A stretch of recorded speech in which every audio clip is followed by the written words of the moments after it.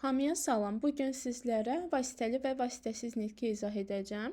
İngilis dilində buna direct and indirect speech deyirlər. Direct speech olacaqdır vasitəsiz nitq və indirect speech olacaqdır vasitəli nitq. Indirect speech-ə həm də reported speech demək olar. Gəlin birinci bunun məntiqini anlayaq, görək vasitəli, vasitəsiz nitq nədir?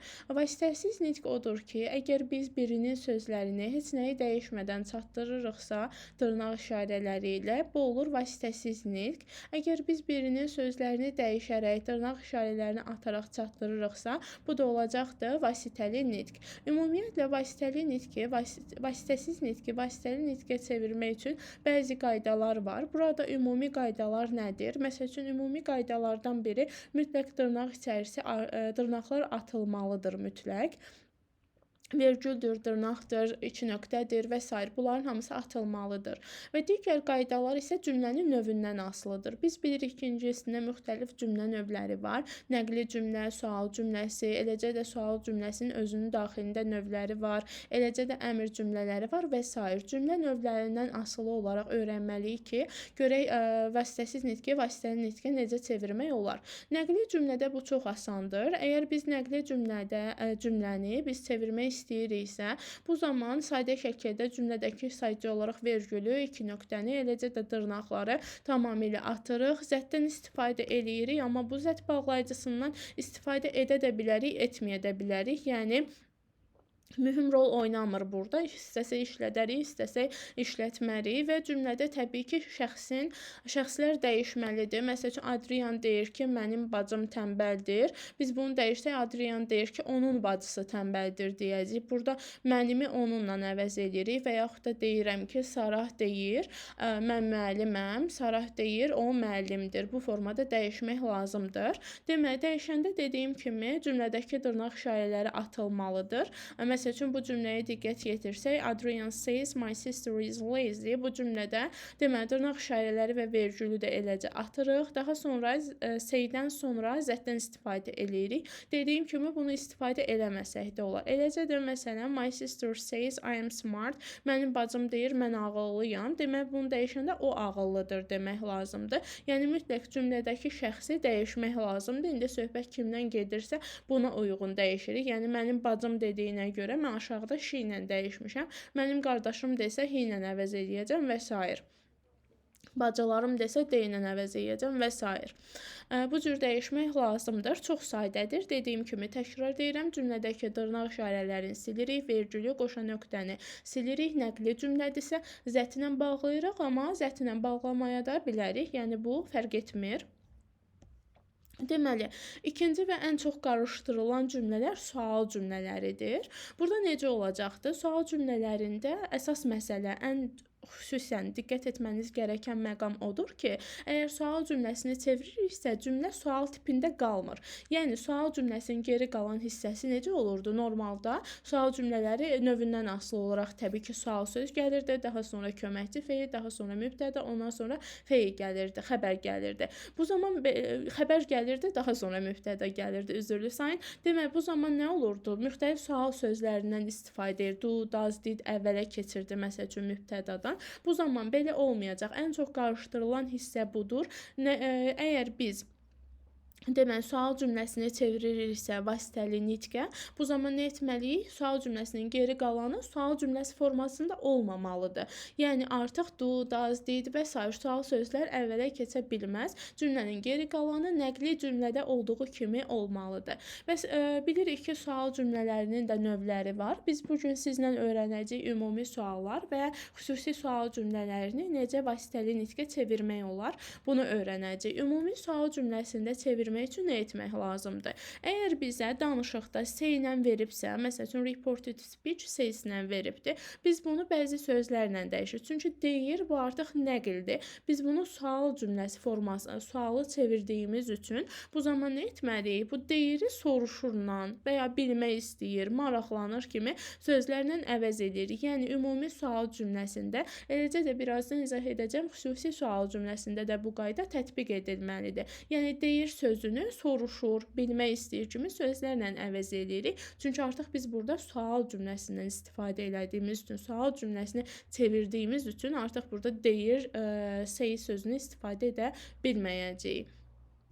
Və burada to ask, to want to know, to wonder, to be interested və s. bunlardan birini istifadə eləyə bilərik və cümlənin yenə geri qalan hissəsində əgər ümumi sual cümləsidirsə, if və ya whether-dən istifadə eləmək lazımdır. Yəni artıq sual cümləsində zət bağlayıcısından istifadə etmirik, if-dən və whether bağlayıcılarından istifadə eləyirik. Yəni nümunəyə baxaq və yenə də deyirəm, cümlənin geri qalanı nəqli cümlə kimi olacaq. Yəni fikir verin, geri qalan hissəsində hətta testlərdə belə eləyirlər. Demək olar ki, bütün bəndlərə, məsələn 5 variantdır, variantların 4-ünə də mübtədadan əvvələ sual söz keçir.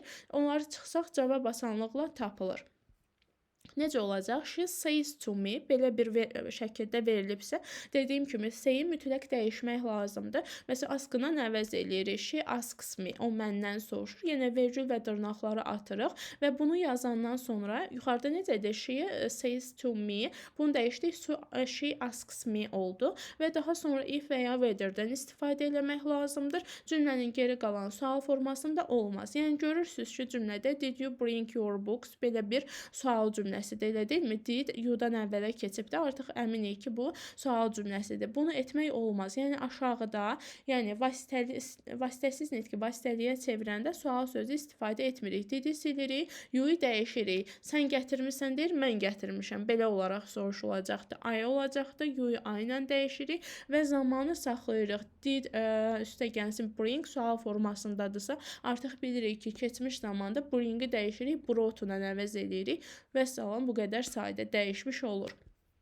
Xüsusi sual cümlələrdə bilirik ki, necə olur? Where, what, when, how many və s. bunlarla sual verilən cümlələr xüsusi sual cümlələri olur. Yuxarıda dediyim qaydaların hamısı burada da tətbiq edilməlidir. Yəni necə? Yuxarıda dedim ki, artıq say deyirsə, artıq say nəqli bildirir. Biz bunu sual bildirən sözlərdən, yəni ask, want to know, wonder, interested və s. bu sözlərlə əvəz etməliyik və daha sonra nə edəcəyik? Xüsusi sual cümləsində sualı nə ilə veribsə ondan bağlı. Yəni artıq xüsusi sual cümləsində if-dən və when-dən istifadə etməyəcəyik. Bizə verilən o vasitəsiz nitqli cümlədə nə ilə sual veribsə, ondan cümləni bağlayacağıq. Sadəcə olaraq yenə də diqqət etmək lazımdır ki, cümlədə əmizar, does və s.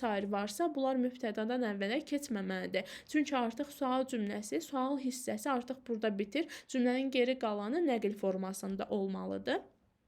Necə olacaq? Məsələn, nümunəyə baxaq. Sarah asks to me, artıq says to me, artıq deyir, bu nəqildir. Biz bunu nəqildən çıxarmalıyıq. Ask və ya wonder da demək olar. Əvəz edirik. Daha sonra nə edirik? Nə ilə sual veribsə, onunla bağlayırıq. Yəni cümlədə what-la sual veribsə, mən what-la bağlamalıyam. Where ilə sual veribsə, eləcə də where ilə cümləni bağlamalıyam. Sadəcə olaraq cümlənin geri qalanını sual olmaqdan çıxarmalıyam. Yəni is your profession bu artıq olmuşdu. Sual cümləsi. Biz bunu dəyişməliyik, nəql etməliyik. My profession is deyə bitirmək lazımdır. Çox önəmlidir bu. Deməli, burada nə etmək lazımdır? Deməli, burada əmr cümlələri necə dəyişmək lazımdır? Bunu öyrənəcəyik. Əmr cümlələrini dəyişmək çox daha asandır. Necə olacaqdır? Yenə də say ilə əgər deyirsə, biz bunu dəyişirik. Bəzi əmr sözləri, məsələn, command, order, offer, tell kimi sözlərlə dəyişmək lazımdır. Və dəyişərkən çox sayda biz normalda məstər tusuz verir. Vasitəsiz nitqdə əmr cümləsi olanda məstəri tusuz verir. Biz dəyişəndə sadəcə olaraq tulu məstərdən istifadə eləyəcəyik. Necə olacaq? The boss says close the door. Bu bizim olur vasitəsiz nitqimiz. Biz bunu dəyişəndə say-i təbii ki, ask-la əvəz etməliyik. The boss asks. Daha sonra close deyildi. Onun qarşısına to əlavə edirik. Yenə də deyirəm, to hissəcikli məstərlə bağlayırıq. Close, to close və open, to open, read, to read. Hamısının qarşısına to əlavə edirik.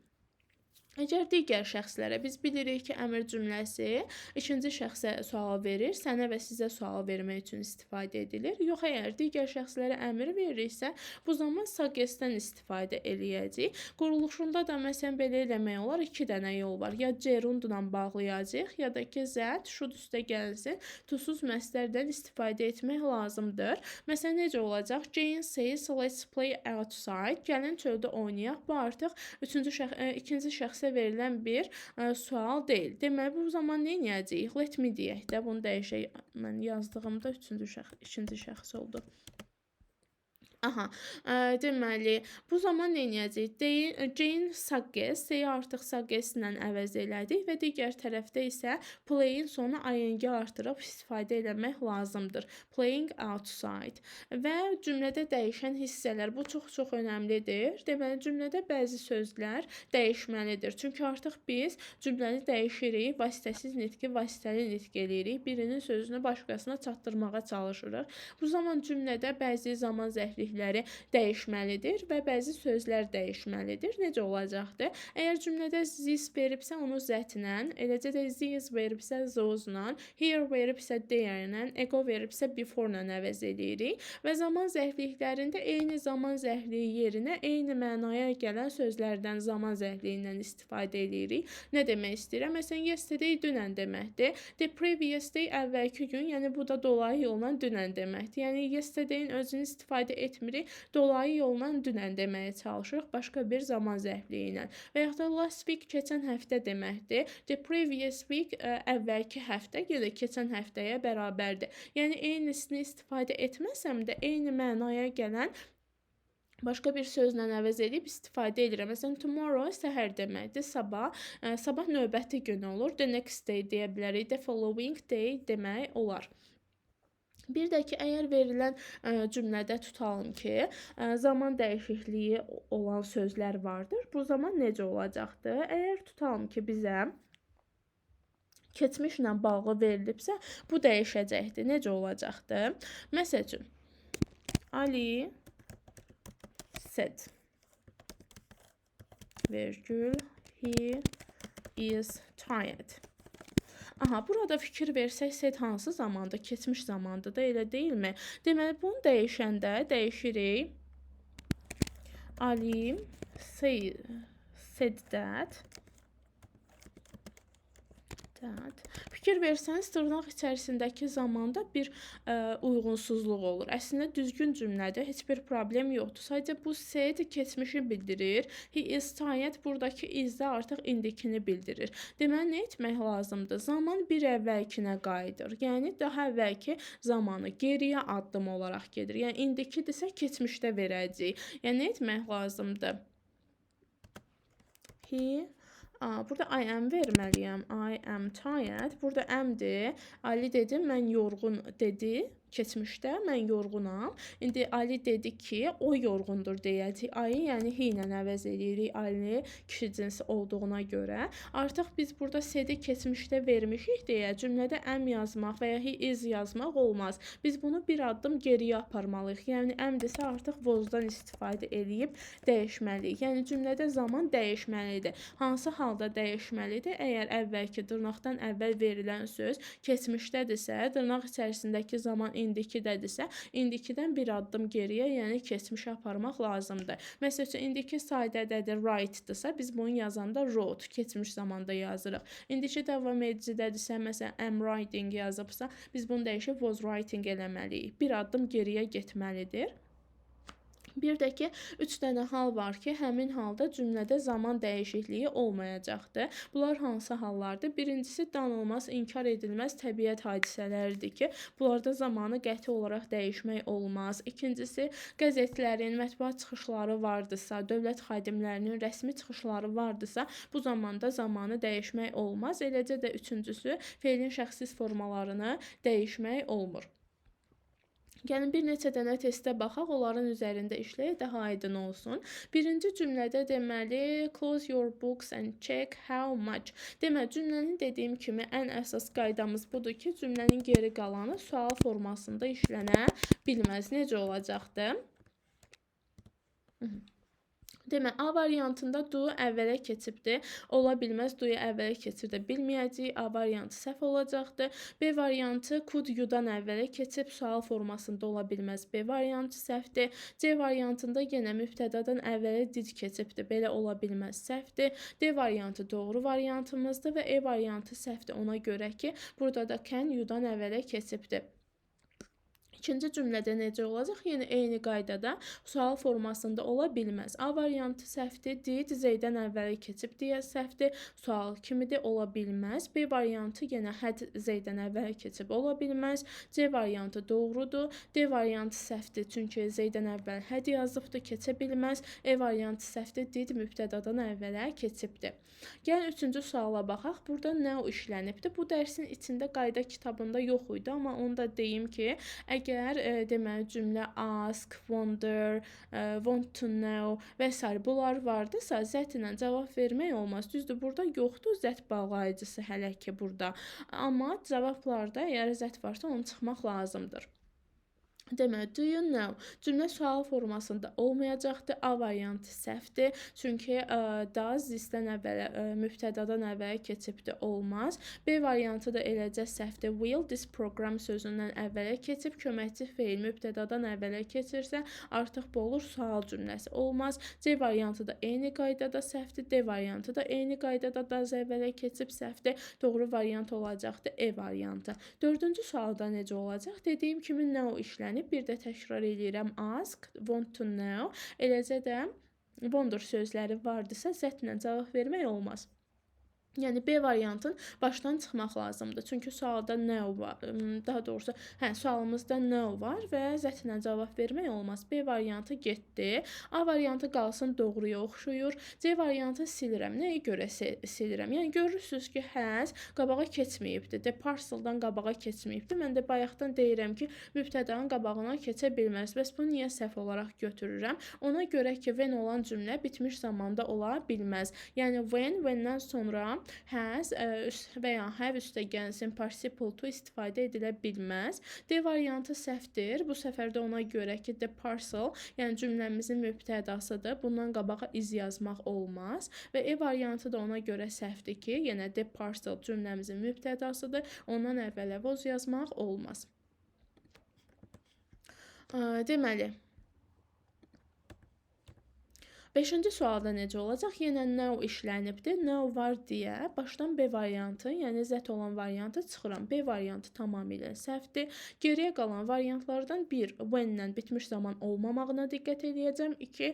Mübtədadan əvvələ hər hansı bir köməkçi feilin və s. keçməməyinə diqqət edəcəm. A variantı doğrudur. B variantının çıxdığı ona görə ki, no olanda cavabda zət seçmək olmaz. C variantı səhv variantdır. Nəyə görə? Yenə də cümlədə when işlənib. Biz demişik ki, bitmiş zamanda when-dən istifadə etməyəcəyik. Yəni, burada have left işlənibdir, indiki bitmiş zamanda. Qarşıda when işlənibdir, demək ki, səhvdir. D variantı səhvdir ona görə ki, burada cümlənin mübtədası Mr. Brown-dur. Mr. Brown-dan əvvələ has yazmaq olmaz, çünki sual forması yaratmırıq biz burada. Geri qalanı nəqli cümlədə olduğu kimi işlənməlidir və E variantında isə yenə də do aydan əvvələ keçib mübtədadan əvvələ keçirmirik. Cümlənin geri qalanı nəqli formada olmalıdır.